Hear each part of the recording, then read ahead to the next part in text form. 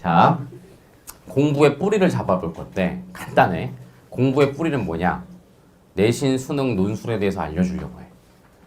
이게 무슨 얘기냐? 결국 우리가 학원에 다니고 문제집을 풀고 심지어 스터디 코드에 오는 이유 중에 하나, 그냥 성적으로만 보면 최종 목적은 좋은 데에 가는 거고, 좋은 데에 가려면 최종 목적은 결국 내신, 수능, 논술 시험을 잘 봐야 되잖아.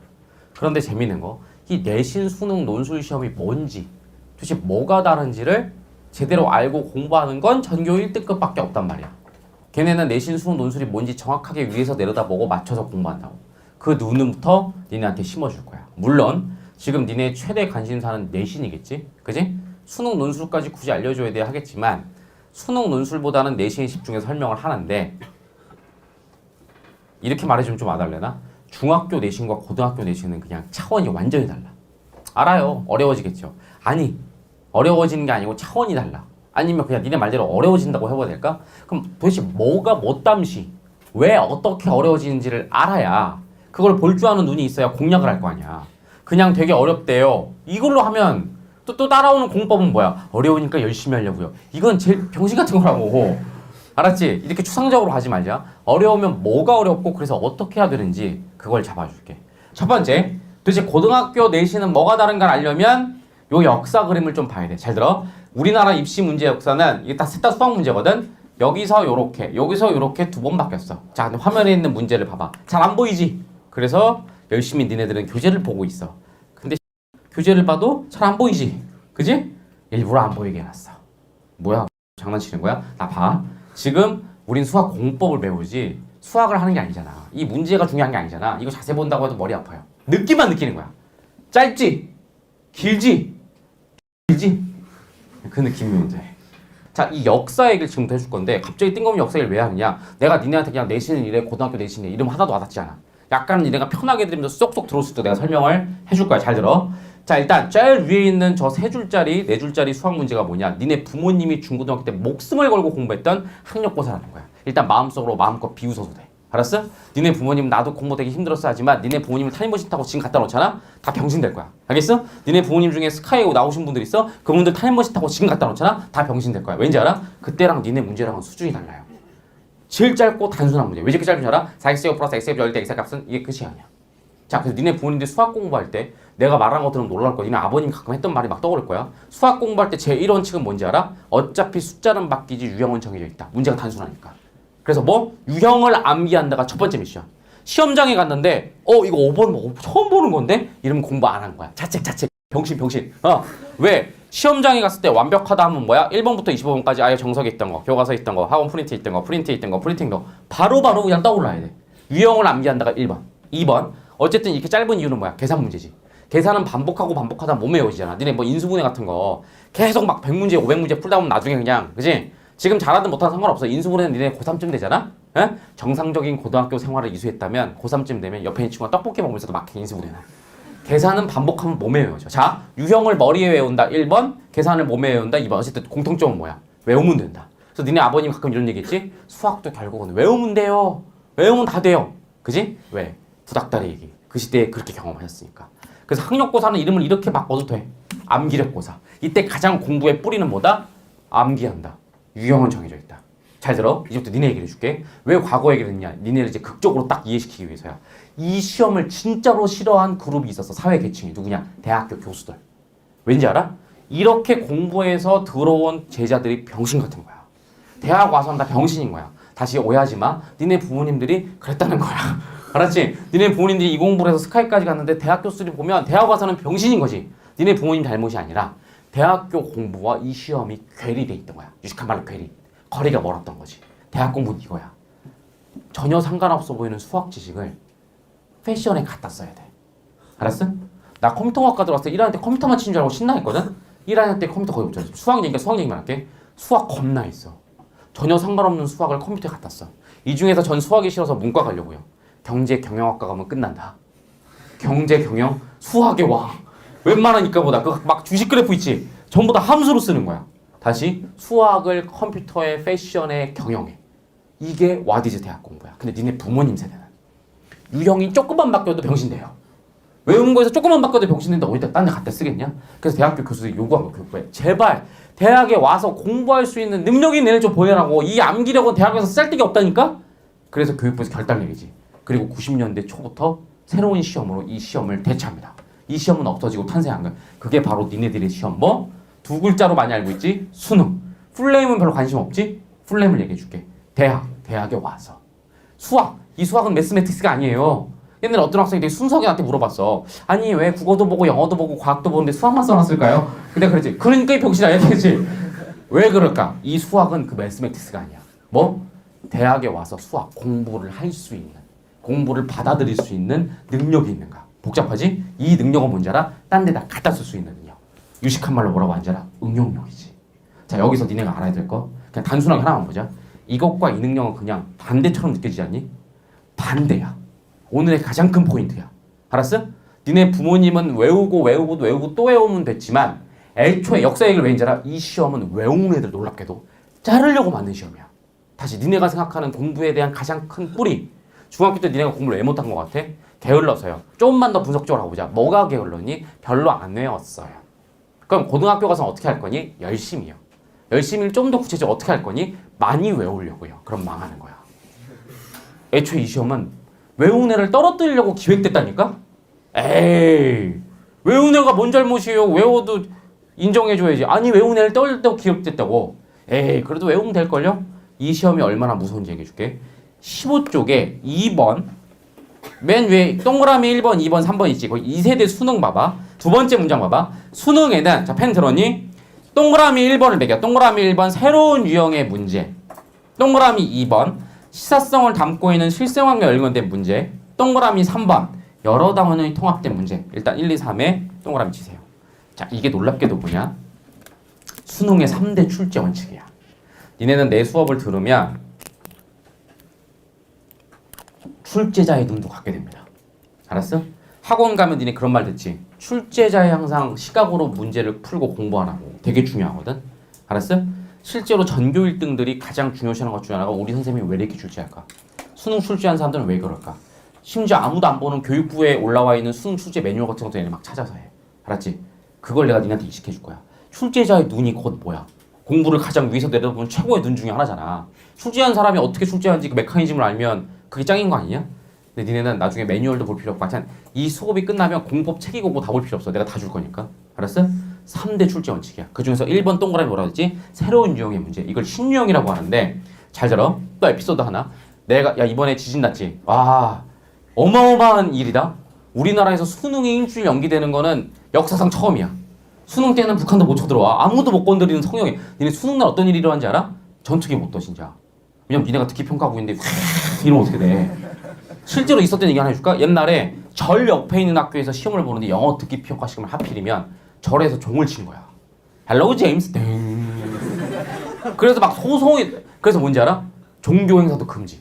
예수도 부활하면 안 돼. 예수가 내가 부활했다 이러면 교회들이 조금만 기다려주시면 안 돼요? 듣기 평가 끝나고 이래야 돼.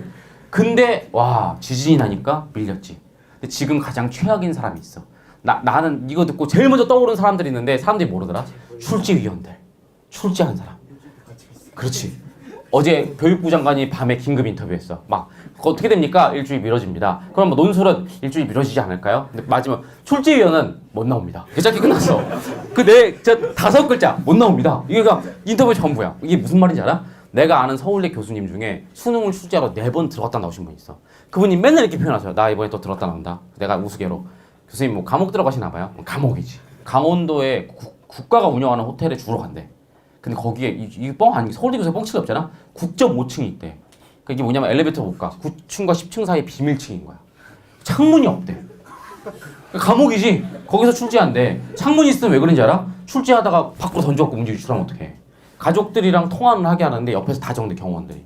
하다가 문제 유출될 수 있잖아. 2차 방정식 뭐 이럴 수도 있잖아. 산책은 하게 한대. 산책할 때 경호원이 다 따라다닌대. 그렇게 삼엄해. 그리고 빨리 나오고 싶어 해. 근데 일주일 연장. 그 사람들은 죽을 거야. 막 미쳐버릴 거야 지금. 그렇다고 뭐 문제를 만드는 것도 아니고 그냥 앉아서 이러고 있을 거야 지금. 아 교육부장관 멋있어. 못 나옵니다. 이게 끝이 없어. 중요한 게 뭐냐. 그 과목 같은 것도 짜증나는데 맨 첫 주랑 마지막 주에 진짜로 짜증의 극치인 작업을 시키네. 이 작업의 이름은 일단 어려운 말이지만 대조 작업. 이게 무슨 말이냐면 딱 방문을 하나 연대. 이 호텔방을 봐라. 그 안에 엄청난 광경이 펼쳐져 있습니다. 아주 끔찍한 광경이 뭐 시체가 널브러져 있는 게 아니라 시중에서 구할 수 있는 모든 문제집, 웬만한 유명 학원의 프린트와 교재가 다 있어. 이 작업의 이름이 뭔지라? 대조 작업. 일일이 한 문제씩 다 대조시켜. 뭐랑? 수능 출제 문제라. 수능의 첫 번째 원칙, 대한민국에 없는 유형을 출제하는 거야. 무슨 말이냐? 말도 안 되지만 니네가 슈퍼컴퓨터야 머리가. 2만 권에 있는 문제집을 다 풀었어. 두 번째 2만 권을 다 외웠어. 그럼 니네는 시험장 갈 때 완전 난 무적이야 이러고 할 거냐? 시험장에 앉았는데 처음 보는 유형이? 이게 왜 그런지 알아? 내가 봤으면 출제 유형도 본 거야. 알았어? 다시 내가 외운 애를 집요하게 떨어뜨려 만들려고 했지. 이렇게까지 하는 거야. 왜? 책상에 니네가 앉았는데 이거 학원 프린트에 있던 거다. 이거 문제집에 있던 거다. 이러면 어때? 암기를 작동하지. 그치? 전혀 처음 보는 게 나와야 순수한 응용력이 발달될 거 아니야. 그러니까 다시 내가 니네한테 하고 싶은 말, 이건 진짜라고. 외워봤자 안 된다는 말을 하고 싶은 거야. 알았어? 문제가 왜 이렇게 길어졌는지 알아? 두 번째 동그라미, 실생활. 알았지? 실생활은 금방 와닿지. 패션에 갖다 써야 되고 갖다 써야 되니까 이상한 문제. 니네 이미 중학교 때 경험했지. 수학 문제를 푸는데 막 축구 얘기가 나오지. 승부차기 얘기가 확률에 나오지. 그게 바로 수능 때문에 시작된 거야.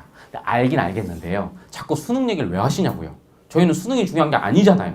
그리고 얘기 나온 김에 이거 엄마 아빠 시험이라고 했는데 솔직히 니네 이거 들으면서 나도 뭔가 알았던 얘기 같은 느낌적 느낌이 있었지. 왜 그런지 알아? 이 시험은 국가고사에서는 없앴는데 그 잔재가 남아있어. 어디에? 니네가 중학교 때 경험했던 내신에 남아있지. 그치? 물론 요새 내신도 많이 어려워졌어. 뭔가 머리 써야 되는 문제 나왔지. 하지만 내신은 왠지 이거 우리 엄마 아빠가 했다는 거랑 나랑 뭔가 오버랩되지. 그치? 유형을 외운다. 딸딸딸 외운다. 시험장에 갔는데 6번 처음 보는 거다. 나 공부 안 했어. 니네가 경험했던 거잖아. 잘 들어. 중학교 내신까지야. 고등학교 내신은 내가 왜 네 관심도 없는 이걸 설명인지 알아? 수능식 내신으로 완전히 바뀐다. 다른 시험이 되는 거야. 어려워지는 정도가 아니라 다른 시험. 그 얘기 어디인지 알아? 15쪽에 맨 위에 1세대 학력고사하고 괄호에 내신과 유사라고 돼 있지. 거기 세 줄 내려와서 보면 거기 뭐라고 돼 있어? 첫 번째 줄도 비추지마. 내신은 과거의 학력고사를 상당히 닮아 있다. 하지만 다음부터 강력하게 비추세요. 이제 내신도 더 이상 암기된 단순 지식만을 평가하지 않는 쪽으로 바뀌고 있다. 점점 수능 논술의 성격을 차용하는 추세다. 우리가 이 교재를 2년에 한 번씩 바뀌거든. 2년이면 바뀐 트렌드를 충분히 담을 수 있다고 생각했는데 이거는 너무 빨리 바뀌었어. 물론 걱정하지 마. 내가 수업 들으면서 최신 트렌드는 확실히 반영해서 해줄 거고 트렌드 아닌 건 넘어갈 거야. 알았어? 뭐가 확실히 바뀌었느냐? 난 이렇게 빨리 바뀔 줄 몰랐어.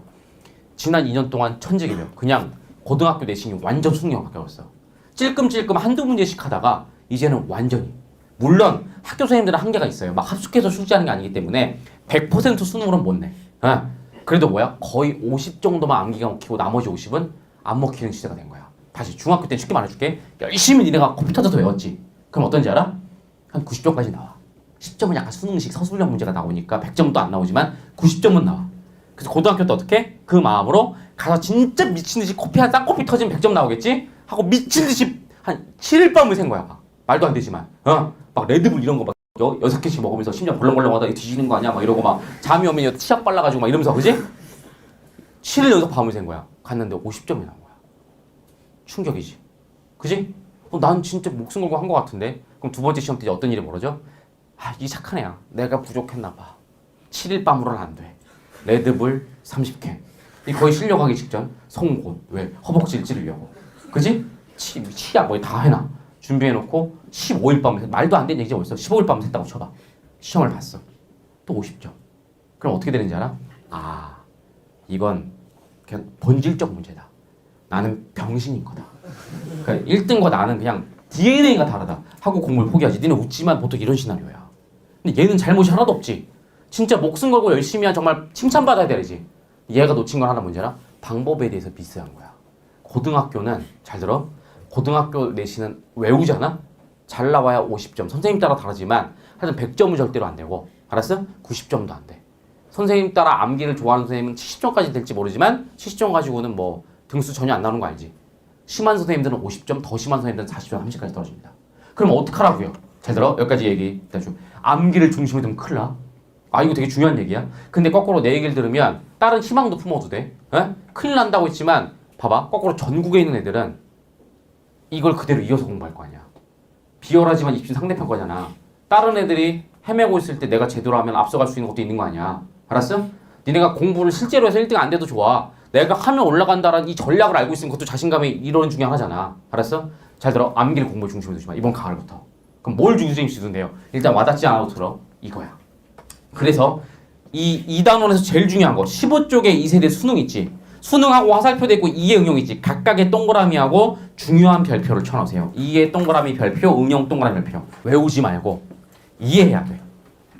유형은 어차피 새로운 유형이 나오거나 선생님들이 완전히 바꿔서 내. 진짜 고등학교 가면 배신감 느끼는 게 야, 이 프린트에서 5문제 나오니까 프린트 잘 봐라고 할 거야. 그럼 중학교 때 어때? 그 프린트를 달달 외우면 5문제 맞추지. 그지? 근데 배신감 느낄 거야. 5문제 나온다고 해서 봤는데 뭐야 프린트에서 안 나왔는데 선생님 나중에 웃을 거야. 나왔잖아. 알고 보니 나오긴 나왔어. 근데 문제를 완전 이렇게 꼬고 저렇게 꼬아서 애들 입에서 이게 나와. 다른 문제지 뭐. 이게 그 정도로 꼬아놓는단 말이야. 그러니까 어차피 외워도 소용없어. 그럼 어떡하라고요? 암기하지 말고 이해하라고. 근데 한숨이 나오지. 이거 뭐죠? 잘 들어. 오늘은 뿌리만 잡는 거지.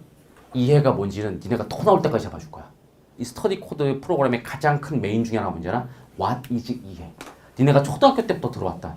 야 너무 외우지만 말고 이해해. 그거를 진짜 토 나올 때까지 구체적으로 잡아서 니네 머릿속에 넣어줄 거야. 알았지? 사실 이것도 중요한 거. 니네 잘못이 아니야. 그놈의 선생님들은 이해해라 말만 했지 뭐가 이해인지 알려준 적이 없어. 그걸 알려줄 거야. 니네가 왜 암기 위주로 공부한 줄 알아? 암기는 누가 알려주지 않았지만 아니 알려줬지. 부모님이 그냥 세뇌시킨 거지. 자기가 그렇게 공부했으니까. 그지? 그래서 암기는 니네가 방법에 대해서 되게 잘 알잖아. 10번씩 쓴다, 밑줄을 긋다, 노래로 외운다. 그지? 거꾸로 이해에 대해서는 지금 튀어나온 게 하나도 없지. 니네 잘못이 아니라니까. 얘기 나온 김에 되게 웃긴 게 뭔지 아냐? 수영장 가도 수영 코치가 있지. 방법을 알려주잖아. 그냥 들어가면 물 먹으니까. 근데 수영보다 난이도가 6만 배 높은 게 공부야. 공부는 네 방법 배워본 적 있냐? 그지? 초등학교 때 어느 날 그냥 책상에 앉아있어. 뭘 어떻게 할지 모르는데 왠지 펜을 잡아야 될 것 같아. 또 왠지 밑줄을 그어야 될 것 같아. 이게 말이 되냐? 다시 한번. 진짜 핵심은 니네 위로하려고 하란 말이야. 내가 병신이라고 생각 안 하는 방법 중에 하나는 남을 욕하는 거야. 뭐 알았어? 니네가 배워본 적이 없는 거야. 이 방법은 너무 중요한데. 어쨌든 내가 그걸 알려줄 거니 걱정하지 마. 일단 오늘의 핵심은 뭐? 외우면 안 되겠구나. 이것만 가도 돼. 응용도. 나중에 내가 와디즈 응용도 잡아줄 건데 오늘 좀 느낌만 보게 해줄까? 잘 들어. 문제를 풀어. 지금까지 어땠어? 풀었는데 틀렸어. 그럼 오려서 흔히 말하는 오답 노트를 만들거나 한 사람 있을 거야. 또는 푸는데 너무 좋아 이 문제. 그럼 어때? 역시 오려서 놓고 오려서 눈다는 게 뭐야? 실제로 노트는 안 같은 이 문제는 또 나올 거니까 외운다는 거지. 진짜 니네 이렇게 되는 응용 위주의 공부가 뭔지 느낌만 줄게. 풀어. 너무 좋은 문제야. 찢어서 버려. 풀어. 어머 이거 시험 나올 것 같은데 찢어서 버려. 이 뭐 하는 짓이? 잘 들어. 내가 본 문제는 어차피 안 나오거나 출제위원이 보고 아니면 우리 학교 선생님이 다 바꿀 거니까. 어차피 이 문제는 내가 외워봤자 안 나올 건데 왜 머리만 더럽히냐고. 외우기 힘들잖아. 그럼 여기서 드는 의문. 근데 찍고 버리면 왜 공부해요? 잘 들어. 그것도 우리의 고정관념이지. 진짜 찍고 버리면 공부가 아니야? 거꾸로 말하면 니네는 찍고 그걸 머릿속에 넣는다가 공부로 굳어져 있는 거야. 이게 무서운 거야, 뿌리가. 자, 찍고 버려도 돼. 뭐만 기르면 되는지 알아? 그 문제를 통해서 응용력만 기르면 돼. 알았어? 무슨 말인지 잘 와닿지 않지? 이것도 니네 지금 응용을 안 배워서 그래. 본격적으로 바로 다음 시간부터 슬슬 나오니까 걱정하지 말고 일단 여기까지 핵심. 외우는 걸 중심으로 하면 망하겠구나. 중학교 때랑 반대로 가겠구나. 그것만 얻어도 확실해. 물론 지금 불안한 눈빛들 알아 내가. 그래서 정말 될까요? 외우는 게 중요한데 아직 이걸 대안은 안 배워서 그래. 이걸 배우고 나면 알았어? 어떻게 공부할지 다 알게 돼. 그리고 놀라운 얘기 이대로 공부하잖아. 나중에 알게 돼. 암기도 끝내주게 자동적으로 따라오게 돼 있어. 예. 암기를 도저히 못 넣겠어요. 그래서 공부할 때 시험 볼 때 암기는 해야죠. 이게 최고의 암기법이야. 알쏭달쏭하겠지만 일단 오늘은 뿌리. 외우지 않는다. 외우는 걸 중심에 놓으면 오히려 노력만 하고 망한다. 일단 2교시 인컴만 얻고 가는 말이지. 알았습니까? 오케이? 그래서 수능이야. 수능이 조금 암기가 될 만하니까 대학들이 만든 게 논술이야. 논술은 그냥 여기 있는 키워드만 봐봐. 논술도 이해 응용이지. 근데 논술은 위에 심화가 붙어 있어. 수능에서 제일 어려운 게 3.4점이거든. 10배 어렵다는 거야. 논술 니네 지금 관심 없겠지만 내가 뭘 보여주려는지 알아? 봐봐. 논술 완전히 이해 응용이야. 예. 수능 이해 응용이야. 여기 이렇게 써놨지만 이거는 중학교 내신 말하는 거야. 고등학교 내신은 이해 응용이야. 그러니까 고등학교에서 암기가 자리 잡을 곳은 없다. 이걸 기억하는 거야. 그래서 이번 코드박스가 뭐야? 공부에 뿌리 잡아준다고 그랬지. 그지? 고등학교는 수능 공부를 하라는 게 아니라 수능식. 정확하게 말하면 외우지 않는 공부를 중심에 두고 시작을 해야 된다는 거야. 고등학교 공부 뭐가 달라지느냐? 한마디로 정리하면 교과목은 제대로 네. 비교과는 생각 있게. 네. 요게 코드라고 생각하시면 될 것 같습니다. 한 가지씩 설명해 주시면 좋을 것 같은데 먼저 교과목을 제대로 해야 된다. 교과목은 제대로라는 코드가 어떤 의미죠? 좀 심하게 말하면 중학교 때 국영수는 그 본질에 가까운 국영수가 아니라 네. 약간 편법의 국영수 또는 편법. 아니면 본질로 가기 위한 아주 그냥 수단에 불과했어요. 네. 그래서 고등학교 와서는 진짜 국영수의 본질로 승부를 봐야지 편법으로 또는 수단으로 접근하기 시작하면 네. 안 된다. 쉽게 말하면 중학교 때랑은 과목 이름만 똑같이 완전히 달라진다. 이렇게 보시면 돼요. 전혀 다른 공부다. 네. 그럼 예를 들어서 어떻게 바뀌는 거죠? 예를 들어 볼게요. 제가 본질이라는 표현을 썼는데요. 자, 예비고일 학생 여러분들 한 발짝만 떠서 생각해 봅시다. 도대체 학교에선 국어를 왜 가르칠까요? 우리말이잖아요. 우리 네. 말 다 할 줄 아는데 국어를 왜 가르칠까? 또는 대학에서는 왜 국어 잘하는 친구를 우리 대학에 뽑으려고 할까? 이렇게 생각해 보면 네. 국어의 본질은 뭐라고 생각하세요, 코치님? 국어는 한국 사람이 국어를 잘해야 되니까. 그죠? 한국 사람이니까. 예. 그거 이제 좀 추상적인 답변이고 그렇게 따지면 이제 우리는 한글을 다 뗐으니까 초등학교 그렇죠. 때. 좀 말을 잘 통하게 하기 위한 게 그렇죠. 아니라 의사소통을 잘하게 그렇죠. 하기 위한. 왜냐면 어쨌든 우리가 대학에 가고 성인이 되면 끊임없이 새로운 공부를 계속 해야 되는데 네. 대학에 갔어요. 교수님이 교재랑 논문을 줬어. 읽었는데 독해가 안 돼. 사실 여러분 그런 경험 있잖아요. 한글은 다 알잖아요. 네. 근데 말이 어려워서 무슨 말인지 모르면 대학 공부를 할 수 없잖아. 없죠. 언제나 말씀드리지만 대학 수학 능력 시험이랑 풀네임은 대학에 와서 수학 매스매틱스가 아니라 공부를 잘할 수 있는 능력이 있는 걸 보는데 네. 국어에서 보고 싶은 건 예를 들면 국어의 본질은 그래서 독해력인 거죠. 잘 읽을 수 있느냐. 네. 자, 근데 중학교 때 공부를 보면 독해력을 위한 공부냐. 일단 첫 번째 학교 수업이 그렇게 안 된 경우도 많아요. 그렇죠.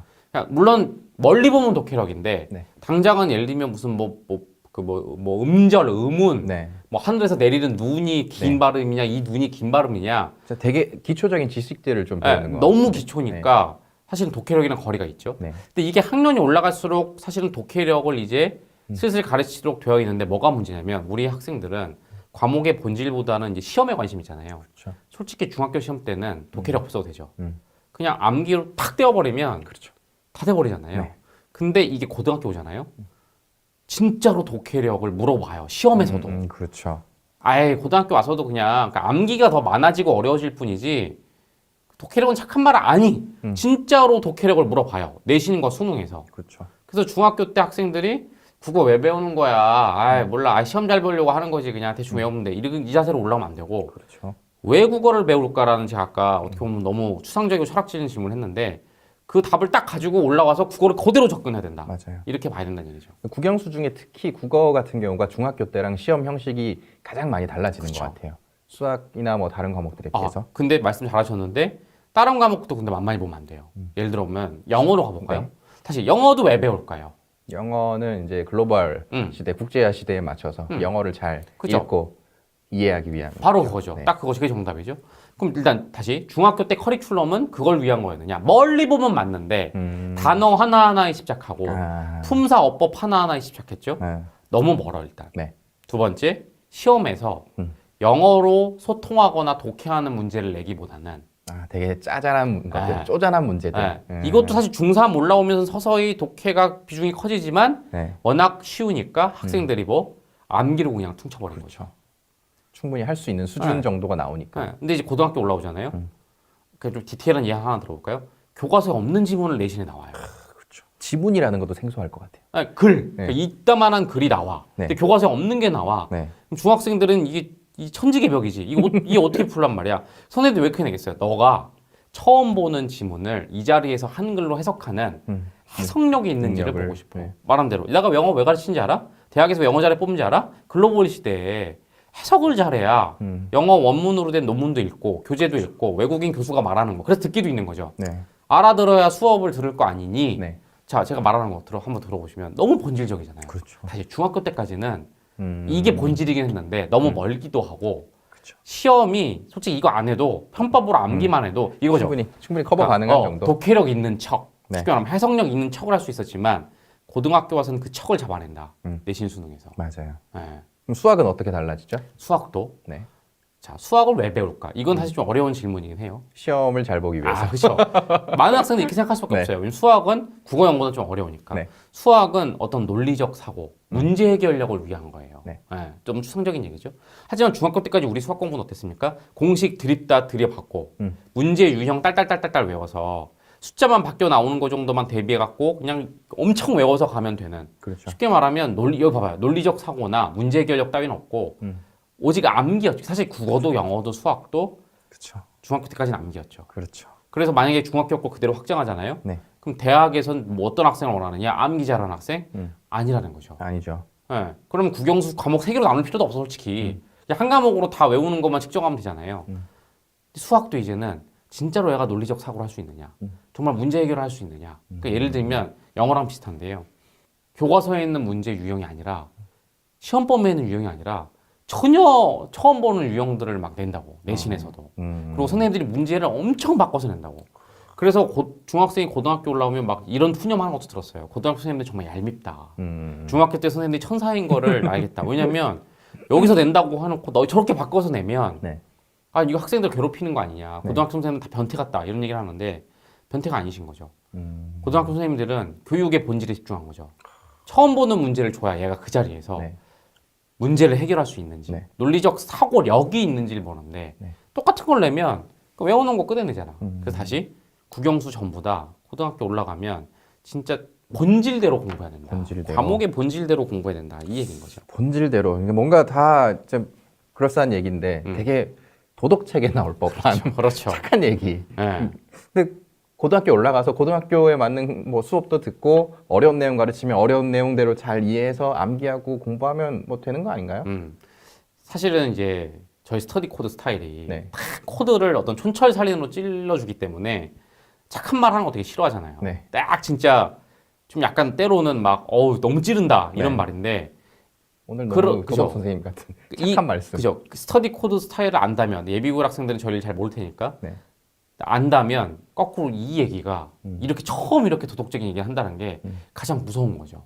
이게 저는 다시 착하고 아름다운 얘기하는 거 관심 없는 사람인 거 아시죠?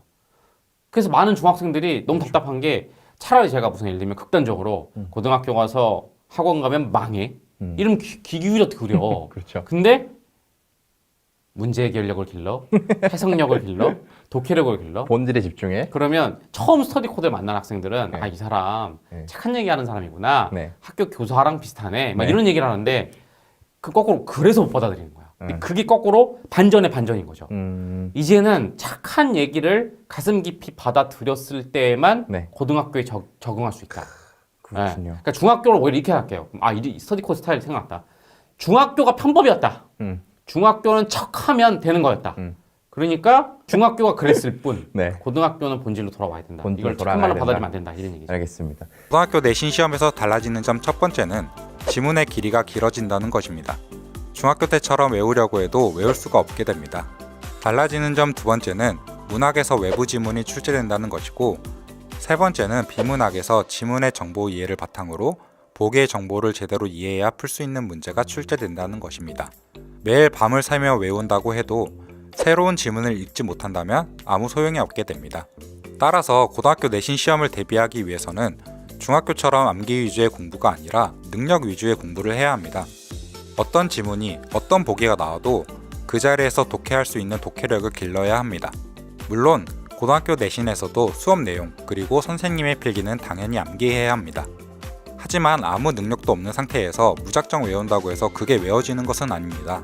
필수적으로 외워야 하는 것 또한 능력을 기반으로 해야 효율적으로 외워집니다. 따라서 독해력이라는 능력 기르기가 핵심이라는 것, 이제 알겠죠?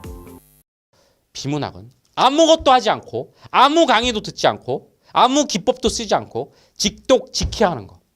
그냥 앉아서 순수하게 글을 보는 거. 그것이 답이다. 아, 단호하긴 한데 존나 허무한 답인데. 아니, 이게 답이에요.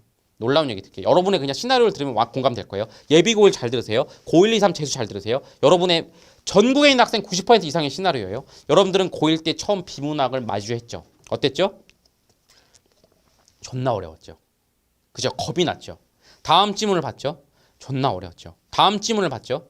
무슨 만류인력 나오는데 하나도 와닿지 않죠. 너무 겁나서 딱 세 지문에서 만화의 10지문 보고 어떻게 하기로 결심을 했죠? 뭔가 이건 솔루션을 찾아야겠다.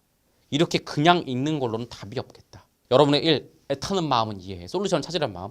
거기서부터 이제 엇나간 거지. 그리고 강의를 들어요. 그랬더니 역시 막연함을 해소해주는 그게 있긴 있어. 뭐 접속사에 동그라미를 하래. 주제문에 밑줄을 그래. 그런 걸 들으면서 여러분들은 뭡니까?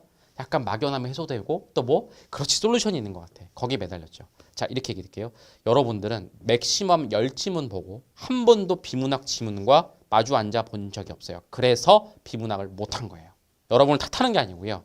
여러분이 공부법을 몰랐기 때문에 거기서 잘못된 선택을 해서 회피를 해온 거야. 무슨 말이세요? 와닿게 얘기 드릴까요?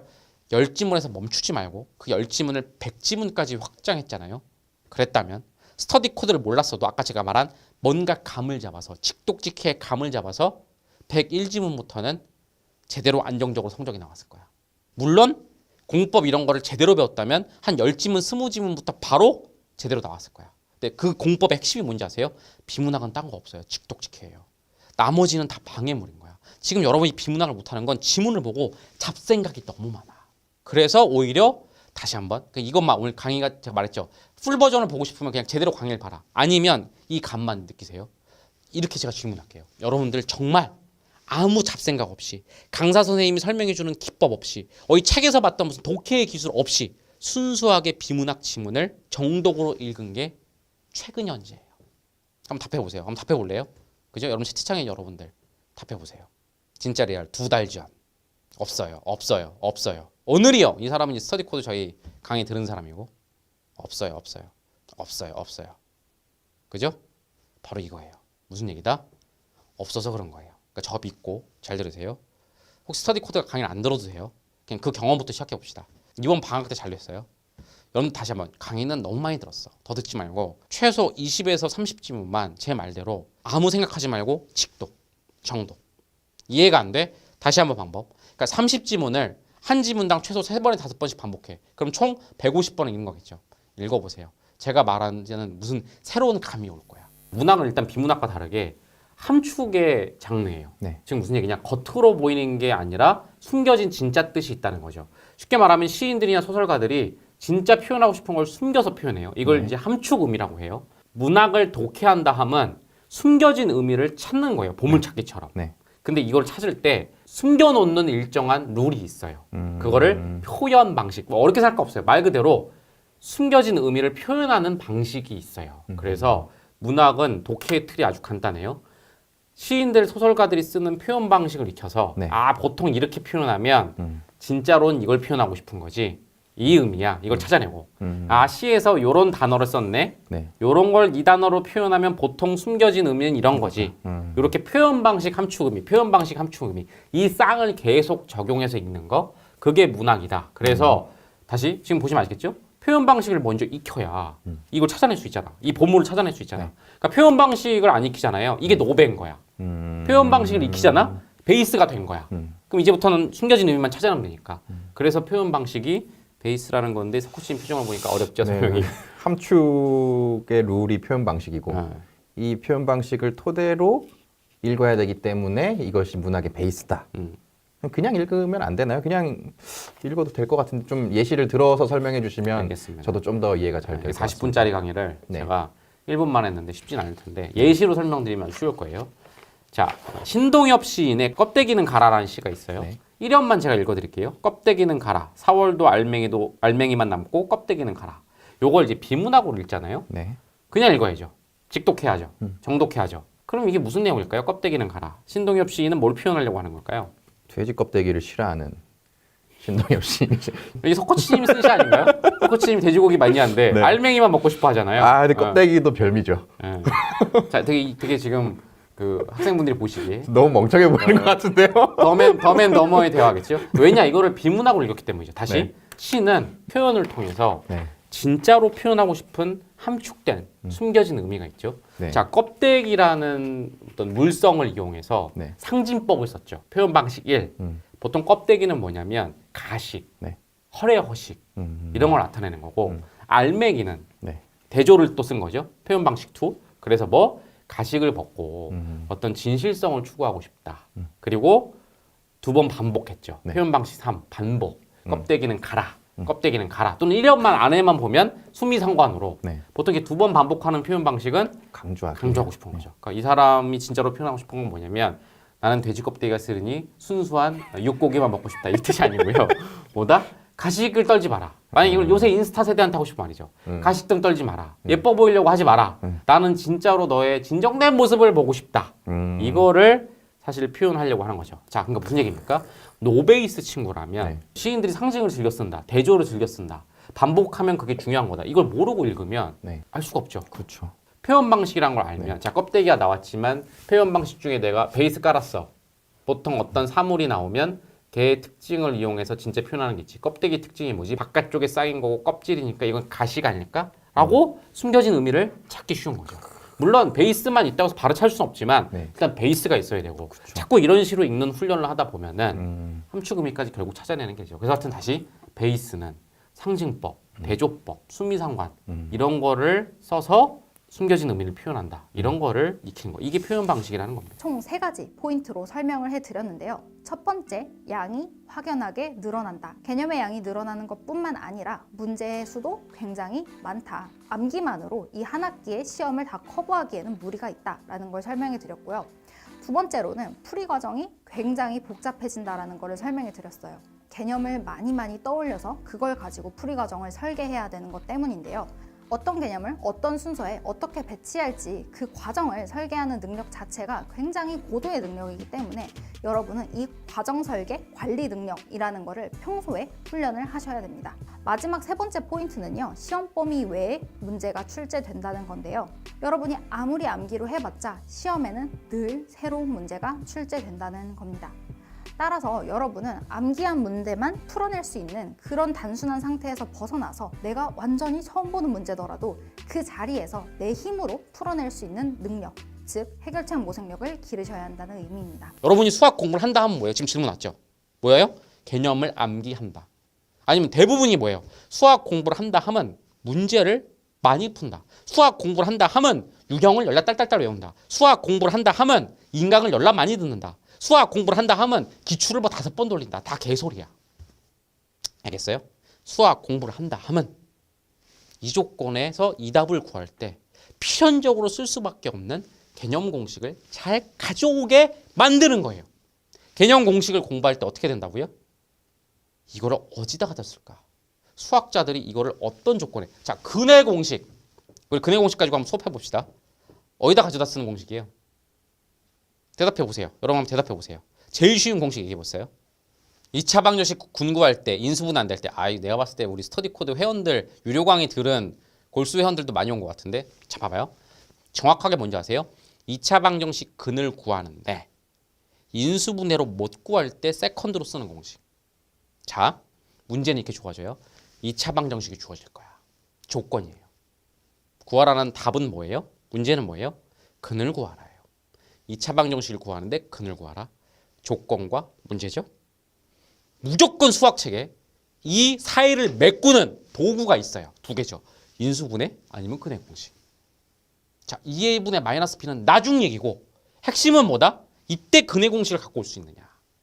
네. 인수분해가 막혔을 때 막 절지 않고 근해 공식을 갖고 올 수 있느냐. 지금 제가 너무 쉬운 거 가지고 설명하니까 오늘 수학 시간이 아니니까. 자, 다시 돌아가서 이렇게 설명드릴게요. 아까 물어봤죠? 수학에서 암기는 어떻게 해야 됩니까? 제가 공부 동선 설명 안 됐죠? 여러분들 오픈북으로 보는 거예요. 옆에다가 정석이나 교과서를 놓고 문제를 푸세요. 어차피 그걸 놔도 여러분은 틀려요. 근데 그걸 놓는 순간 공부의 개념이 바뀌죠? 어떻게? 자, 이 문제에 필요한 공식을 내가 찾아서 가져오겠다. 가져다 쓰기로 바뀌죠. 지금까지 여러분한테 수학 공부를 한다 하면 뭐였어? 펼친다. 2a분의 마이너스 b를 연습장에 10번 쓰면 외운다. 시간 낭비, 개 낭비. 사회 공부한 듯이 수학을 했기 때문에 망한 거야. 이제부터 여러분 공부는 뭐다? 문제를 가운데 둔다. 여기다가 어떤 공식을 가져올지를 고민한다. 오픈북으로. 심지어 만약 기본서를 봐야 되면요. 볼 때도 2a분의 마이너스 b는 나중 얘기고 이게 어디다 쓰라고 만든 걸까를 본다.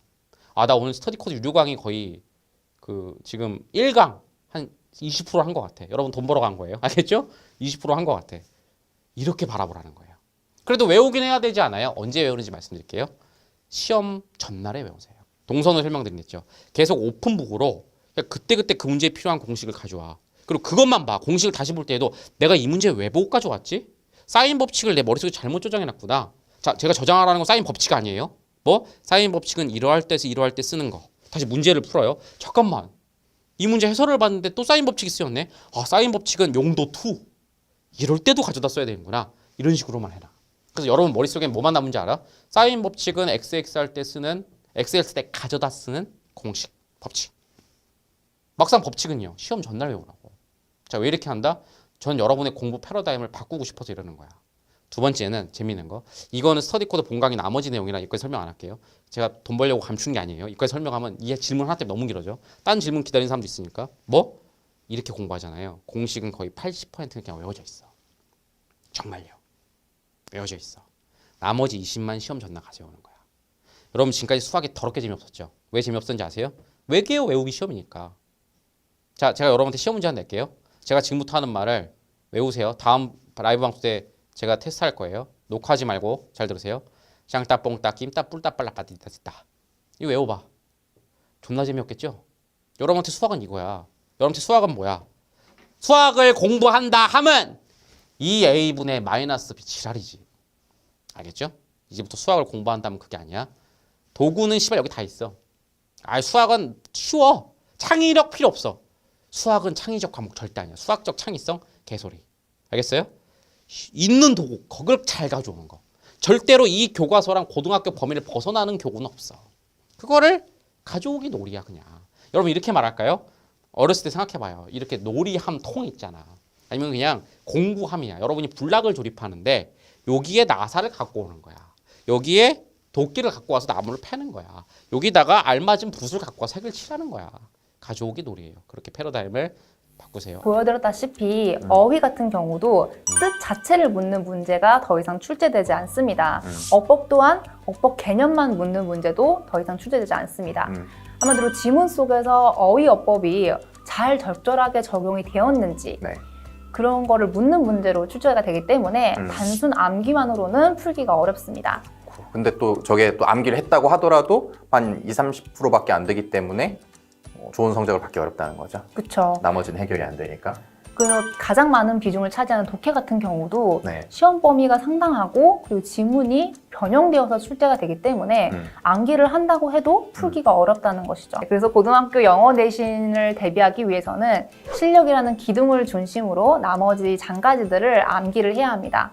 그래서 반드시 해석력과 독해력을 길러서 시험장에 가야 된다는 것이죠. 저희 영어 코드 총 개수 중에 두 번째에 해당하는 코드거든요. 바로 무엇이냐? 그 연결고리는. 자, 중학교 어법과 고등학교 해석을 연결하는 이 가운데 연결고리 코드는 뭐냐? 집중하세요. 문장 성분이라는 코드입니다. 즉 무슨 얘기냐? 중학교에서 배운 어법을 이 문장 성분으로 전환시켜야 비로소 고등학교 해석에 가까워진다라고 말씀드리겠습니다. 문장 성분이라고 하면 뭐 주어, 서술어, 목적어, 보어 뭐 이런 것들을 말씀하시는 건가요? 딱 맞습니다. 예시를 하나 들어볼게요. 자, I eat an apple 이라는 문장을 이제 해석으로 접근해보죠. 영어의 본질은 해석이니까. 자, 여기서 apple은 품사가 뭡니까? 품사가 명사죠. 네. 그죠? 근데 해석하는 데는 사실 이게 명사인지를 아는 것보다 더 중요한 걸 알아야 돼요. 네. I eat an apple. 다시 뭐? 애플이 목적어인 걸 알아야 돼요. 그래야 사과를 이라는 조사를 붙이고 네. 또 먹은 놈, 주인이 되는 놈이 I고 네. 이 애플은 목적어니까 먹힌 놈이 된다고 해서 내가, 나라는 주인이 저 사과라는 대상을 먹었구나라는 그 개념으로 해석이 되는 거죠. 근데 그런 어법을 중학교 때 안 배웠다는 말씀이신가요? 배웠던 것 같기도 한데요. 아니에요. 중학교식 어법을 위한 어법은 한마디로 말해서 네. 품사어법이에요. 지금 무슨 얘기냐면 쉬운 말로 온통 사투성이에요. 아까도 말씀드렸죠. 투부정사, 네. 뭐 가정사, 네. 관사, 명사. 자, 고등학교에 필요한 해석을 위한 어법은 쉽게 말하면 어어법이에요. 사가 아니라 주어, 서술어, 보, 목적어 이런 것들이죠.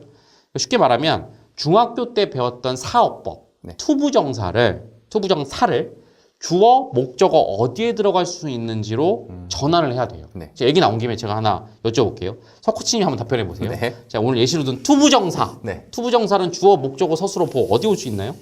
부정사 막상 딱 떠오르는 게 뭔가요? 투부정사라고 딱 하면 딱 떠오르는 건 뭐 명사적 용법, 부사적 용법 이런 게 좀 떠오르는데 이 주어에 들어갈 수 있는지 이런 건 좀 더 고민을 해봐야 나오는 것 같아요. 딱 바로 요거죠. 요게 이제 중학교 학생들의 상태예요. 그죠? 투부정사 용법은 줄줄줄 외워요. 그쵸. 그리고 뭐 해석도 뭐뭐뭐 하기 위해 네. 이런 정도로 딱 알고 있는데 이게 중학교 수준. 고등학교 수준은 어때야 되냐? 투부정사는 뭐뭐뭐 하기 위해 그렇게 수식어로도 쓰이지만 예를 들면 주어로도 쓰일 수 있다는 걸 알아야 돼요. 그럼 예를 들면 예시 문장이 to study is hard. 네. 공부하는 것은 어렵다는 거죠. 즉 to가 제일 앞에 나와도 네. 주어에 올 수 있다는 걸 알면 당황할 필요가 없어. 투부정사도 결국은 맨 앞에 올 수 있기 때문에 이건 주어고 그러니까 은는이가를 붙여서 공부하는 것은 이렇게 해석하면 돼. 자, 이걸 알려면 어떻게 되느냐? 다시 투부정사가 주어에도 올 수 있다라는 사실을 제대로 알고 있어야 된다는 것이죠. 이게 고등학교 수준인 거예요. 그러면 이제 지금 공부를 하고 있는 중3 학생들, 예비 고1 학생들은 고등학교 올라가기 전에 지금까지 중학교에서 배웠던 모든 사어법을 어로 전환한다. 이렇게 생각을 하면 될까요? 아주 정리 잘해주셨어요. 딱 그거예요.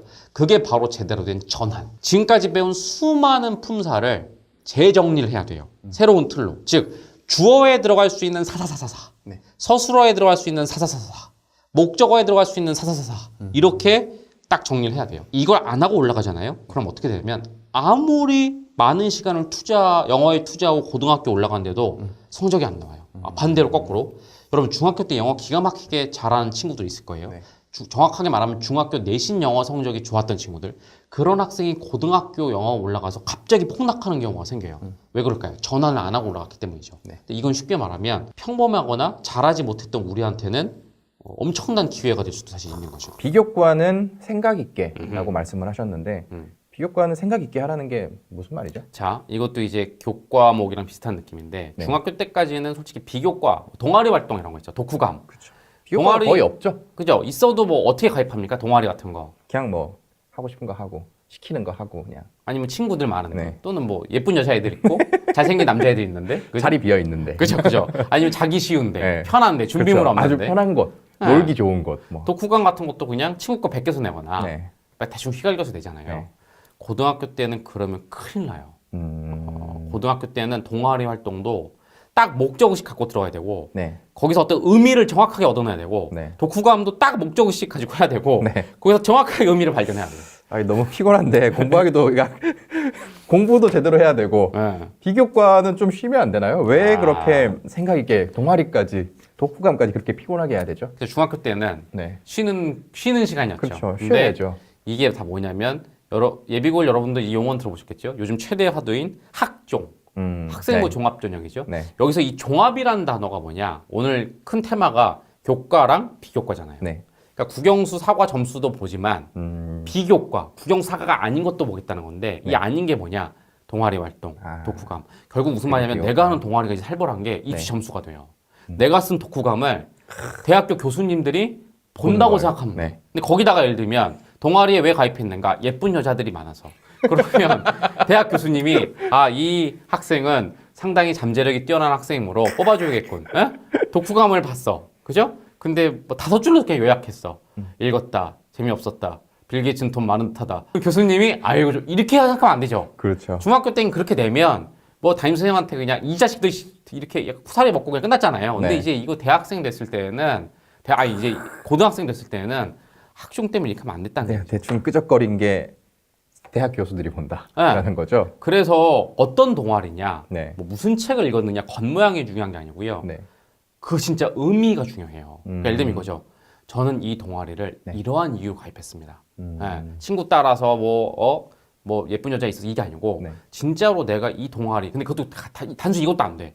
저 그냥 영어 회화반에 관심이 있어. 이 정도가 아니라 영어 회화의 어떤 면에 어떻게 관심이 있었느냐. 그리고 활동을 하면서 있죠. 네. 내가 뭘 얻었느냐. 음. 독후감도 있잖아요. 네. 이번에 제가 빌 게이츠 책을 읽었어요. 스티브 잡스 책을 읽었어요. 뭐 마더 테레사 책을 읽었어요. 왜 하필이면 수많은 책 중에 마더 테레사를 왜 읽냐? 그냥 그거 안 돼. 흥미 있어서 뭐 학교에서 읽으라고 선생님이 해서 시키니까. 권장도서 안 돼. 그리고 두 번째 설사 그렇게 뭐 접근할 수도 있었지만 그 책을 읽고 내가 뭐 진짜 독후감 읽고 나서 정말 내가 뭘 느꼈는지를 아주 정교하게 써야지 네. 그게 비교과에서 좋은 점수를 받아. 무슨 얘기냐? 생각 없이 가면 안 돼요. 솔직히 중학교 때까지는 생각 없이 가는 게 맞지. 왜냐면 공부하느라 생각을 너무 많이 해서 힘드니까 독후감도 혼나지 않을 만큼만 쓰는 게 음. 포인트였잖아요. 베껴서 쓰고 네. 그죠? 근데 이제는 그렇게 생각 없이 하면 안 된다. 생각을 하고. 너무 많이 해야 된다. 네. 그럼 어떤 동아리는 어떤 독후감, 어떤 책을 읽어야 되는지 그런 기준도 설명해 주실 수가 있나요? 그 기준은 당연히 학생마다 다르죠. 그래서 저는 이번 방학 때 비교과만 생각하면 네. 사실은 여러분들이 선행 많이 예비고를 생각하시잖아요. 네. 근데 다시 학종이에요. 교과 50, 비교과 50이야. 근데 선행, 국영수 선행은 교과만 생각하는 거잖아. 네. 제가 아무 데서도 못 듣는 얘기 드릴게요. 비교과 선행은 뭘 생각하면 되냐면 미리 동아리를 나는 왜 들어갈까? 그 왜를 한번 생각하는 거야. 네. 그리고 미리 3년 동안 읽을 책들 있죠. 그런 걸 리스트. 고른 다음에 근데 제일 중요한 거 밑에다가 왜 그리고 무엇을 얻고 싶은가 있죠. 네. 그러니까 why, what, how 뭐 이 정도를 미리 하면 비교과 선행이 되는 거죠. 근데 그렇게 why를 하다 보면 또 가장 밑바닥에 걸리는 게 이까지는 해도 되고 안 해도 되는데 진로. 내가 어떤 대학을 왜 갈 것인가. 그렇죠. 왜냐하면 내가 어떤 동아리 들어가는 것도 영어 동아리에 들어가는 것도 네. 영어에 특출나게 관심이 있고 그럼 왜 나는 수많은 것 중에 그러니까 이 왜가 끝도 없어야 되거든요. 그렇죠. 왜 하필이면 수학, 국어인데 영어인가? 그렇게 내려가다 보면 내 가장 밑에 있는 DNA 또는 내 미래 계획에 나는 뭐 외교관이 되고 싶어서 아니면 이 영어와 한글의 차이를 분석하는 영어학 박사가 돼서 글로벌 시대를 뭘 하고 싶어서가 있어서 이렇게 올라가는 경우가 많잖아요. 그럼 그런 게 있으면 뭐 동아리나 책을 선택할 때 훨씬 명확한 기준이 그렇죠. 되겠네요. 그러니까 이번 방학 때 해야 될 거 네. 선행으로 비교과 선행 아무 데서 못 들어보셨을 거예요.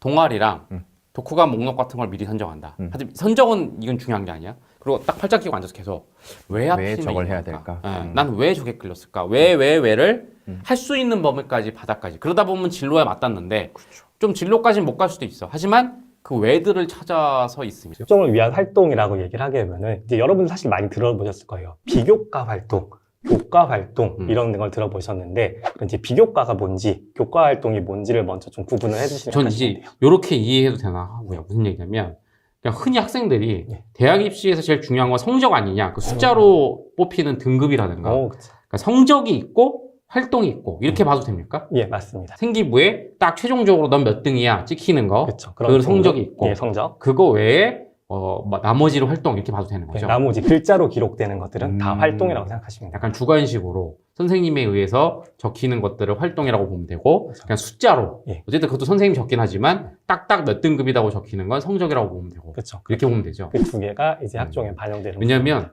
다시 예비고일 이제 눈높이로 보면은 어쨌든 중학교 때까지는 성적만 좀 집중해도 상관이 없었잖아요. 근데 이제 학종이라 하면 그 숫자만 집중하면 안 되고 요 활동 주관식 글자로 적히는 활동도 신경을 써야 된다라고 보면 되는 거죠. 그렇죠. 그런 부분들을 오늘 좀 기초적인 부분이라도 좀 명확히 알고 네. 가시면 좋을 것 일단 같습니다. 초보니까 벌써부터 제가 초반 요약. 성적이 있고 활동이 있다. 활동은 비교과와 교과로 나눠진다. 교과 활동이 성적 아닌 거예요? 아니죠. 제가 그래서 미리 말씀드렸죠. 성적이 있고 활동이 있다. 자, 그러면 이제 비교과, 교과 활동에 대해서 먼저 뭐를 먼저 설명해 주시겠습니까? 비교과를 먼저 설명을 할 알겠습니다. 텐데 이 비교과란 말 속에 사실 이제 어떤 활동을 얘기를 하고 있는 건 좀 들어가 있어요. 학교에서는 안일비, 교과. 그쵸. 그렇죠. 교과가 아닌 활동이죠. 그렇죠. 여러분이 생각하는 교과는 국어, 영어, 수학 이런 것들이 있잖아요. 그 그 교과목 수업과 관련 없는 나머지 활동들을 다 비교과 활동이라고 보시면 자, 돼요. 넘어가기 전에 생각해 봅시다. 학교 수업과 관련 없는 활동이 뭐가 있죠? 학교 수업과 관련 없이 나의 진로를 탐구했던 진로 활동이라든가 체육대회에 나갔다든가 아, 그렇죠. 아니면은- 수업과 상관없죠. 그렇죠. 내가 뭐 선도부장을 했어. 음. 선도부장 활동을 한 거라든가 이런 거는 직접적으로 교과랑 관련은 없기 때문에 자, 비교과로 그냥 보시면 생각하기 쉽게 국영수 수업과 상관없는 활동. 예를 들면 그럼 뭐 이런 거 있잖아요. 학생들이 막 떠올렸을 때 끝나고 청소하는 거요. 그것도 활동인가요? 그렇죠. 비교과 그것도 활동인가요? 그렇죠. 그것도 충분히 들어갈 수 있어요. 아, 예. 자 여기서 놀라운 얘기. 수업과 상관없는 모든 활동을 비교과 활동이라고 하는데 학종은 그것도 신경 써야 된다. 그럼 내가 청소 당번이 됐어요. 청소도 학종에 들어갈 수 있다고요? 지금 그것도 들어갈 수도 들어가죠. 있다라는 그렇죠. 거죠. 그러니까 어떻게 보면 중학교 때보다 골치가 아파지긴 하는 건데 그냥 좋게 기회가 많아진다고 보시면 돼요. 근데 신경 쓸 게 수업, 국영수만이 아니라 그 나머지 모든 활동도 신경을 써야 되고 그걸 비교과를 한다라고 하면 되는 거죠. 알겠습니다. 일단 비교과 초보 여러분 아셨죠? 활동이 뭔지 아셨고 비교과가 뭔지 아셨죠? 네. 자, 그러면 좀 더 구체적으로 예. 자, 비교과 활동은 이제 여러분이 가장 중학교 때 들어봤을 창의체험 활동 안에 그 내용이 들어가 있거든요. 생기부를 보시면은 구체적으로 비교과 활동이 어떻게 나눠지는지 알 수가 있어요. 창의체험 활동 안에 보시면은 자율활동, 동아리 활동, 진로 활동, 봉사활동 이렇게 네 가지로 구분이 되어 있는데 사실 여러분이 동아리 활동이라든가 봉사활동은 이미 중학교 때도 하셨었기 때문에 쉽게 와 이게 뭐지? 라고 알고 계실 거예요. 요건 그럼 설명 안 하고 넘어가나요? 이것도 짧게는 오, 중학교와 그러시나요? 좀 다른 게 있기 때문에 알겠습니다. 짧게는 얘기를 드릴게요. 넘어가기 전에 일단 그럼 이 비교과 활동에 저 활동 4개가 거의 전부다라고 보면 될까요? 그렇죠. 요 거의 이 네 개가 거의 다인데 이 플러스 알파로 독서 활동 부분들이 조금 있어요. 그거는 아주 큰 비중은 아니기 때문에 뒤쪽에 마지막에 한번 그것도 설명해 설명하도록 주세요. 하겠습니다. 오늘 예. 제가 팀장님 부른 이유가 있습니다. 다 꼼꼼히 설명해 주실 거고. 자, 넘어가기 전에 혹시 이제 인터넷상에서 이런 말 들어볼 수도 있어요. 자동봉진. 학종 전문가가 나와서 여러분 비교과 자동봉진 챙기세요. 자동봉진이 뭐야? 뭐 자동으로 움직이는 비닐봉지야? 할 수 있는데 그게 아니라 요걸 말하는 거죠. 자율활동, 동아리활동, 순서는 바뀌었지만 봉사진로. 그쵸. 요걸 자동봉진이라고 하는 거죠. 요 네 가지가 그렇게 줄여서 얘기하는 그 활동 비교과 활동이라고 보시면 됩니다. 앞으로 그런 용어가 나오면 쫄 거 없이 그냥 비교과 활동이구나 라고 보시면 되고, 그럼 요걸 또 이제 우리 친절하고 세세하신 팀장님께서 하나씩 또 설명을 아마 해주실 것 같습니다. 여기 생기부의 기록 순서대로 설명을 드리면 네. 첫 번째는 자율활동. 자율활동. 이런 말이 참 애매해요. 예. 그러니까 사전적 정의는 자율적으로 하는 활동. 예. 그럼 나머지는 뭐 비자율인가? 그것도 이상하잖아요. 예. 자, 일단 뭔지 설명을 한번 해주시죠. 자율활동이라고 언급되는 내용들은 가장 많이 하는 학생은 학생의 활동. 학생 회장, 부회장, 부회장, 뭐 교지 편집부장 뭐 이런 것들이 있잖아요. 그런 걸 참여하는 활동을 하는 거를 학생의 활동도 자율활동에 들어가는 거고요. 각 밖에는 반장, 부반장, 서기 이런 활동들이 있잖아요. 학급 임원을 하는 활동도 자율활동에 포함이 되는 거예요. 그리고 학교에서 무슨 땡땡땡땡 교육 뭐 이런 것들을 해요. 이 땡땡땡이 뭐 흡연 예방 교육, 성교육 예방 교육, 성교육 관련된 교육 같은 거를 이제 학교에서 하고 그거랑 관련된 활동을 하는 것을 또 자율활동으로 넣어주는 부분들이 있고요. 그렇게 오해하면 안 되는구나. 제목 따라서 자율적으로 내 맘대로 하는 게 아니네. 거의 다 학교에서 오히려 정해놓은 거네. 그렇죠. 자율활동은 대체로 다 학교에서 진행되는 활동이라고 생각을 하시면 돼요. 학교 계획하에 진행되는 활동이라고 생각하시면 학교 돼요. 계획하에. 예. 학교에서 그러니까 뭐 해라 하거나 뭐 학교에서 선출해서 학생회장 만드는 그런 네. 것들. 굳이 따지면은 학교에서 자율적으로 해? 학교에서 학교에서 자율적으로 해라고 하는 활동들을 다 주어가 학생의 자율이 아니라 학교의 자율이구나. 그렇죠. 그냥 자율활동이라는 이름 대신에 그냥 이름 학교활동 얘기도 할 수도 있겠네요. 예, 그 학교에서 진행된 학교 활동이라고 생각하셔도 무방하고요. 예, 아까 그래서 학교 행사들이 다 여기 들어가요. 입학식이라든가 체육대회라든가 학술제라든가 이런 활동들이 다 자율활동이라고 보시면 됩니다.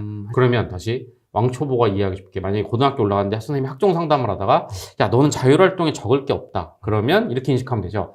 내가 뭐 반장 부반장이라도 하나 하든가 선도부장이라도 하든가 아니면 학교에서 있는 체육대 행사 열심히 하든가. 그렇죠. 다음 주에 뭐 성교육 뭐 있다는데 그거 끝나고 나서 후기를 좀 열심히 써야겠구나. 이렇게 생각하면 되는 거죠. 예, 그렇게 하는 활동이 모두 다 자율활동이라고 알겠습니다. 보시면 됩니다. 두 번째는 자동봉진에서 동아리. 동아리는 이제 아주 쉽죠. 여러분은 사실 이제 동아리 다 활동하셨었기 때문에 동아리 활동이 뭔지는 다 아실 거예요. 아무리 왕초보라도 동아리는 아시죠? 그렇죠. 동아리 활동에 임하는 자세가 중학교와 고등학교는 좀 많이 달라야 됩니다. 중학교 같은 경우에는 그냥 친한 친구가 저기 들어갔지 따라 들어가죠. 맞아요. 그리고 나는 만화 보는 거 좋아하는데 만화 그리기 부에 들어가야지 라고 해서 만화 그리기 들어가죠.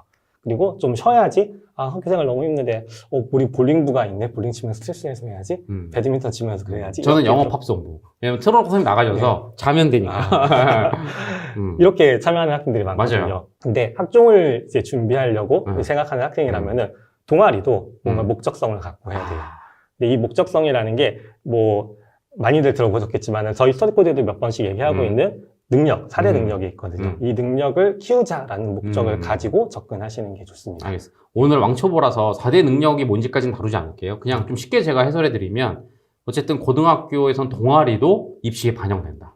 놀려고 가면 안 되고 학종을 보는 대학에 어필할 수 있는 쪽으로 가야 된다. 그렇죠. 그 정도 느낌. 그죠? 그리고 진로 활동.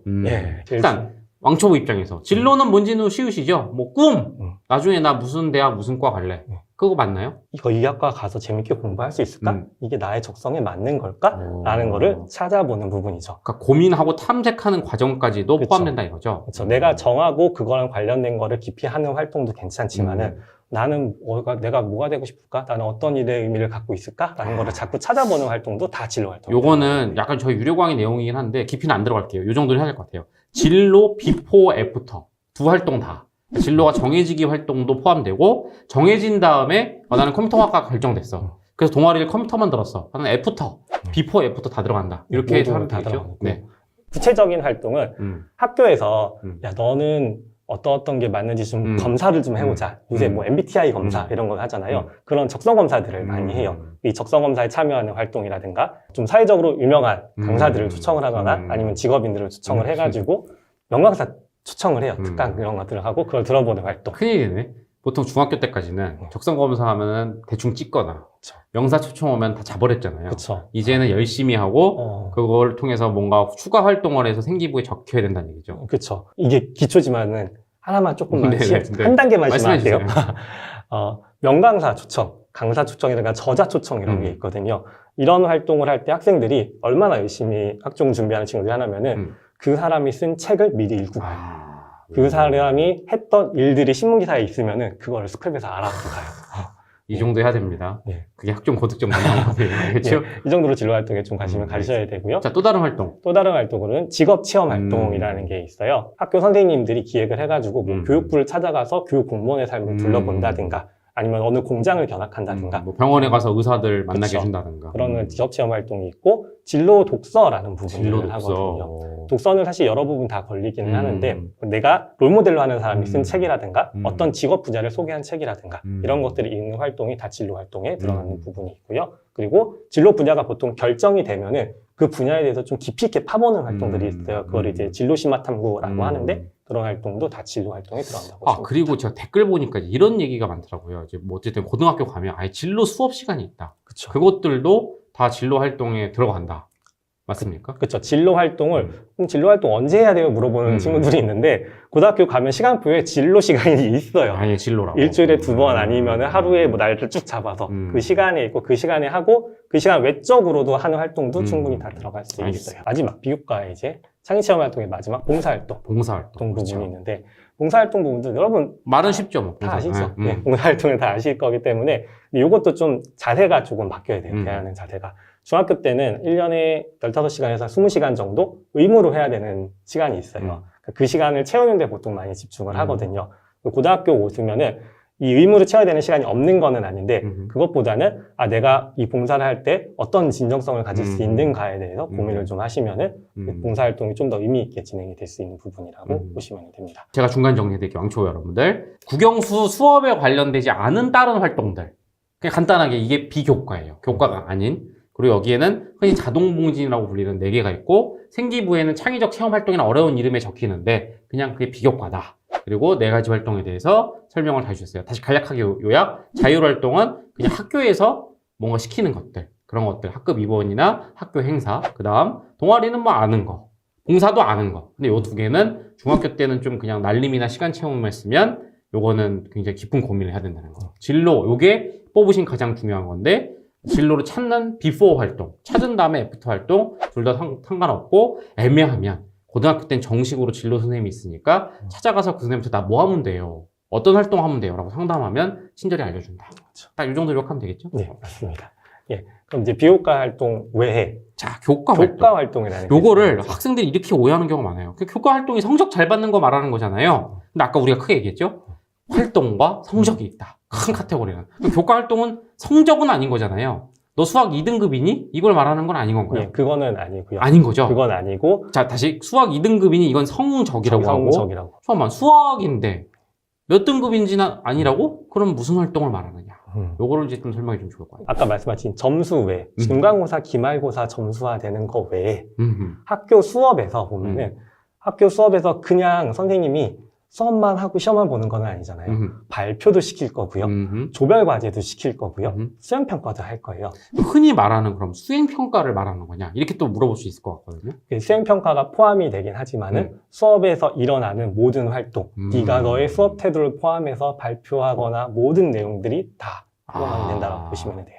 그러니까 다시 성적은 결과로 나오는 거고 그 결과가 나오기까지 수업에서 일어나는. 그럼 예를 들면 수업에서 일어나는 게 수업 때 졸았어요. 그럼 그것도 이거 안 좋은 활동인가요? 이것도 이제는 기록되나요? 선생님이 관찰을 하시죠. 얘가 졸고 있구나라고 관찰하시는데 이것도 이제 점수에 반영된다. 이렇게 보면 되는 거죠. 그렇죠. 예, 기록으로 남겨주시진 않겠지만은 다른 좋은 기록을 쓰는데 방해되겠죠, 그게. 학생 여러분 이제 빡셉니다. 무슨 얘기냐? 중학교 때는 그냥 내내 졸다가 학원 가갖고만 눈 반짝이다가 시험만 잘 보면 장땡. 였는데 이제 수업 시간에 졸면 그게 악영향을 끼칠 수 있다. 그렇죠. 그러니까 너무 나쁜 것만 얘기 드렸는데 그럼 좋은 예를 들면 이런 거 수업 시간에 되게 적극적으로 질문을 했어요. 그럼요. 뭐 딴 친구들한테 방해가 안 되는 정도로 적극적으로 질문해서 어떻게든 예를 들면 오늘 처음 배운 방정식을 알아내려고 했어. 사실 그랬는데 60점밖에 못 받았지만 활동, 교과 활동으로 보면 좋게 평가받는 거죠. 그렇죠. 예. 음. 점수가 조금 나쁘더라도 점수가 나쁠 수 있는 건 되게 다양한 상황이 있잖아요. 맞습니다. 근데 나쁘더라도 얘가 이 과정에서 정말 열심히 했어요. 앞으로 발전 가능성이 있는 학생이여라고 어필할 수 있는 부분들이 다 교과 활동의 글자들이라고. 그러면 이렇게 보시면 되겠네요. 그 성적은 점수, 결과고 그걸 만들어내기 위한 모든 과정 이것까지 보는 게 학종이다. 근데 말씀하실 때 수업으로만 집중해 주셨는데 이 성적이 나오기까지는 수업 말고 혼자 하는 활동도 있지 않나요? 예를 들면 야간 자율학습 시간에 내가 되게 열심히 공부했어. 이런 것도 어떻게 보면 과정에 다 들어가는데 이건 반영이 안 되나요? 그런 부분도 선생님한테 관찰이 된다면은 예, 어필이 될 수 있는 그러니까 부분인데 지금 계속 강조해 주시는 게 어쨌든 생기부를 적는 건 선생님이니까 집에서 혼자 공부하거나 자율학습은 잘 안 보이니까 네. 주로 이제 수업이 수업식 관련된 제일 잘 보이다. 그렇죠. 아, 예. 자, 다시 정리드리면 60점, 70점, 1등급이라는 성적 결과가 있고 그게 나오기 전까지 그 점수가 어떻게 나왔는가 하는 모든 과정이 교과 활동이다라고 보면 된다. 구체적으로 활동을 보면은 교과 활동이라는 거는 첫 번째 수업이라든가 내가 그 과목을 공부하는 태도가 들어가요. 예. 이 태도 자체가 내가 이 과목을 왜 공부하지? 이걸 왜 심화하지라는 부분들이 포함이 되기 때문에 굉장히 중요해요. 자, 이 태도도 저희가 자꾸 쉽게 설명드리려고 왕초 보니까 졸지 말아라고 했는데 사실 이제 안 조는 거는 기본이고 더 깊은 게 있어요. 지금 그것도 움찔움찔 말씀해 주려고 하는데 그건 다른 영상에서 네. 보시고 거기까지는 너무 깊은데 네. 하여튼 좋은 학습 태도. 태도 오케이. 필요하고요. 그리고 여러분이 가장 많이 하는 수행평가. 수행평가. 예, 수행평가가 또 두 종류예요. 음. 하나는 내용을 깊이 있게 파는 수행평가가 있고요. 다른 하나는 배운 내용을 활용해보는 수행평가. 이 두 가지 형태가 다 들어가고요. 어쨌든 수행평가 열심히 해야 되고. 그렇죠. 그리고 네. 이 수행평가를 하기 위해 읽은 독서라든가 음. 그다음에 발표라든가 토론이라든가 실험이라든가 질문이라든가 제출한 보고서 이 모든 내용들이 다 교과 활동 안에 들어간다. 저거를 이제 학생들이 많이 질문하더라고요. 그러니까 아, 너무 어려운데 그냥 수행평가 말씀하시는 거죠? 라고 했는데 지금 딱 저렇게 분리해서 설명하신 게 수행평가도 어떻게 보면 약간 결과적인 거고 그거를 하는 과정에서 나오는 그렇죠. 저런 활동도 다 들어간다라고 보시면 되는 거죠. 그렇죠. 이 자체가 수행평가 안에서 뭐 독서일 수 있고 수행평가 내용을 발표할 수도 있지만은 수행평가라고 점수로 매겨지는 부분이 나중에 있기는 있어요. 근데 그거 말고 그게 진행되는 과정이라고 그러니까요. 생각하시면 돼요. 그냥 수행평가도 왜냐면 수행평가도 뭐 중학생 중에 활발한 학교가 있고 아닌 학교가 있어서 또 모르는 친구들이 있는데 그냥 수행평가도 아까 말한 그냥 점수라고 그냥 고등학교 때 또 다른 점수라고 보면 되고 그러니까 점수 말고 그걸 위해서 한 앞에 붙어있는 모든 활동은 다 보면 된다 이렇게 보면 되죠. 그렇죠. 비교과 교과 큰 틀로 구분하는 거는 모두 끝났고요. 음. 요 모든 것에 좀 연관성이 있는 활동이 있는데 그게 바로 독서 독서 활동이거든요. 활동. 예, 제가 모든 것에 다 연관성이 있다라고 얘기한 거는 동아리에서도 책을 읽을 수가 있고요. 아. 예, 진로 활동을 하면서 아까 진로 독서 말씀드렸듯이 책을 읽을 수 있고 자유 활동을 하면서도 흡연 예방 교육을 받고 왜 흡연이 몸에 나쁜 메커니즘이 뭘까라고 해서 또 책을 읽을 수가 있어요. 심지어 교과 활동에서도 들어가죠. 그렇죠. 교과 활동에서 아까 말한 대로 뭐 미적분을 잘하기 위해서 그쵸. 책을 찾아봤어요. 예. 그런 활동들까지 다 독서로 들어가기 때문에 독서는 다들 모든 다 연관이 되어 있다. 그럼 플러스 알파 정도가 아니라 그냥 거의 모든 거에 포함되는 되게 예. 중요한 활동이 연결되어 있다고 보시면 되죠. 그래서 좀 설명을 드리면은 독서는 학교별로 독서 활동 프로그램이 있는 경우도 있어요. 아침에 30분 무조건 책을 읽는다라는 거나 한다든가 아까 얘기했지 교과 활동이라든가 창의 체험 활동과 관련해서 읽는다든가 이렇게 책을 읽으신 다음에 여러분이 독서 감상문, 비평, 그다음에 뭐 독서 기록장 이런 것들을 제출을 하시면은 그 기록이 이제 생기부에 독서 기록으로 남게 된다 보시면 돼요. 독서 활동 칸에 과목별로 적어주시고 이 과목과 상관없이 공통으로 읽은 책들은 이렇게 공통으로 기록된다라는 걸 보시면 되고요. 근데 이게 예비고1 학생들이잖아요. 예비고1 학생들은 이렇게 독서 활동을 쭉 적은 리스트가 대입에 반영이 되진 않아요. 근데 이거는 여기서 설명할 건 아니고요. 이미 만들어진 영상이 있으니까 그 영상을 참고하시고 독서 활동에 대해서도 예전에 저희가 어떻게 독서를 해야지 좋은 독서다라고 만든 영상이 있으니까 그 영상을 꼭 참고하시기를 바라겠습니다. 자, 그러면 제가 한번 총정리를 왕초보 입장에서 해볼 테니까 들어보시고 추가로 말씀해 주실 걸 해주세요.